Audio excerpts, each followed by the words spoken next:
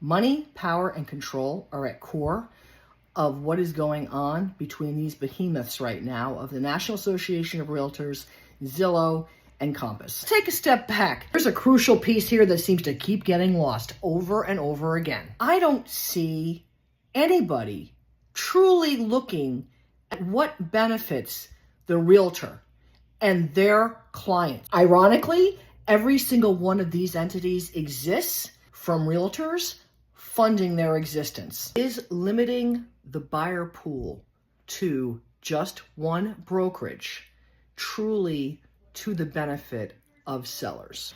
94% of Compass's listings last year that were initially in the private network ended up selling through the MLS.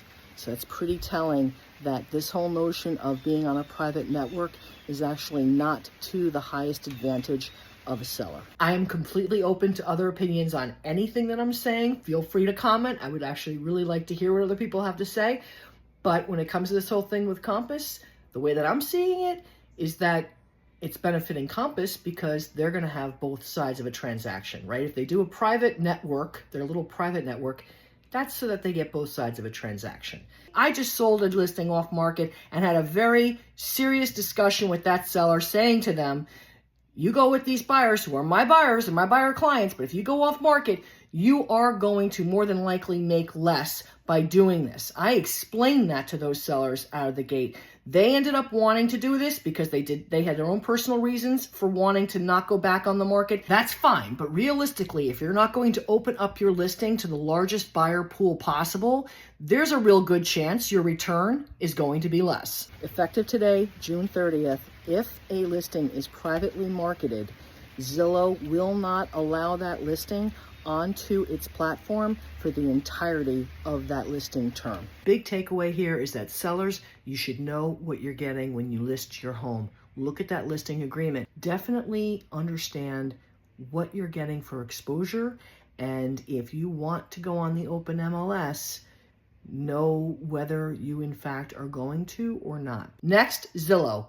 Zillow is making a ton of money off of a business model that is dependent on lead generation to agents that they are charging for. Before Zillow existed, a listing agent would basically get most of the leads for their listings.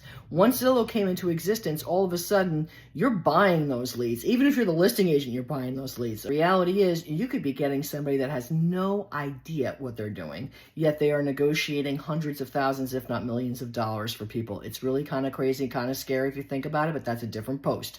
That's why Zillow is so annoyed about the notion of Compass not putting all of their listings into the system, because then they won't be able to make as much money trying to sell those leads back. Leads which are created by listing agents. Heaven forbid the National Association of Realtors keep themselves out of the hot bucket. Here's the deal with the MLS and clear cooperation, which is something that the National Association of Realtors instituted back in 2019. Clear cooperation basically says that within 24 hours of a listing has to go into the MLS service. In my opinion, that secured the National Association of Realtors' control of the multiple listing services, right? So it kind of created this dependency between realtors and their livelihood, quite frankly, in a roundabout way, because basically realtors that want to access the MLS services, if the MLS is a member of the National Association of Realtors, the realtors have to also be members of the National Association of Realtors in order to put these listings into the MLS system. Should realtors be forced to be members of the National Association of Realtors if they no longer believe in what NAR stands for or the services that they provide to their members? We have over 500 multiple listing services throughout the country.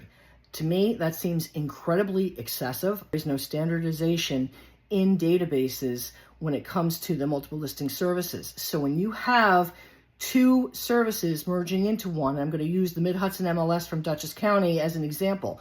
When they merged last year with the One Key MLS, those that were in the Mid-Hudson MLS lost accurate historic data, as far as I can tell, when they did this merge, because there wasn't a standardization in the database.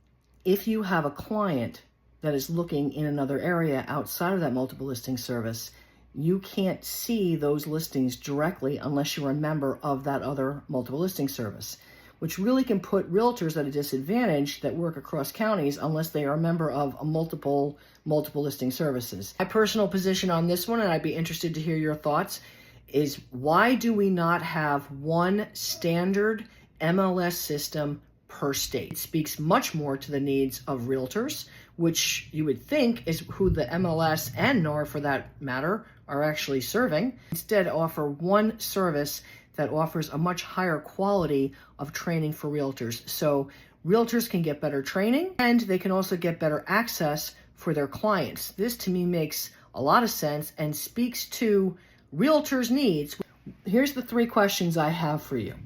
1, should there be one multiple listing service per state? Does it make sense to have that versus over 500 disparate MLS systems around the country? Second question, Zillow does not want Compass to do private listings because then Zillow can't make money by selling the leads for those listings. Is that a monopoly for Zillow to take that type of a stance when really it's purely to benefit their revenue stream? And then the third question is for Compass. Is positioning that these private networks are something that is, elevated for a client, when the reality is sellers that do not open their listings up to the largest buyer pool possible are more than likely going to realize less of a return.